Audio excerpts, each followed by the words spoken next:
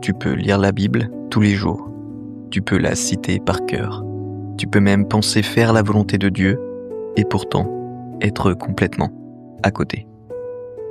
Parce que ce n'est pas la quantité de versets que tu connais qui compte, mais la manière dont tu les comprends. Jean appelle la parole de Dieu une épée. Pas un symbole décoratif, pas un accessoire spirituel, mais une arme. Et une épée, si elle n'est pas aiguisée, elle ne sert à rien. Elle donne l'illusion de la force, mais au combat, elle casse. L'armure de Dieu est complète, le casque, la cuirasse, le bouclier. Mais sans l'épée, tu ne combats pas. Sans l'épée, tu subis. Sans l'épée, tu es protégé, mais incapable d'avancer. Et cette épée, la Bible le dit clairement, c'est la parole de Dieu. Le problème, ce n'est pas d'avoir une Bible. Le problème, c'est d'avoir une mauvaise compréhension biblique. Une compréhension tordue.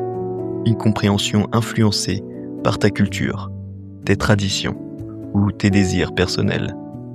Et une épée mal comprise devient une épée émoussée. Une épée émoussée ne coupe pas le mensonge. Elle ne discerne pas le vrai du faux. Elle ne résiste pas à l'erreur. Elle finit même par blesser celui qui la manie. Et beaucoup aujourd'hui se battent avec une parole qu'ils n'ont jamais vraiment comprise. Tu penses faire la volonté de Dieu, alors que tu fais simplement ta volonté, justifiée par des versets sortis de leur contexte.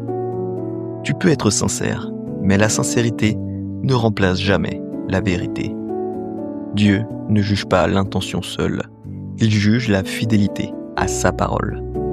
Jésus a clairement averti. Il a parlé de personnes religieuses, actives, engagées, des personnes convaincues d'être du bon côté. Et pourtant, à la fin, elles entendent ces mots terrifiants. Je ne vous ai jamais connu. Pourquoi ? Parce qu'elles ont agi sans comprendre réellement la volonté de Dieu.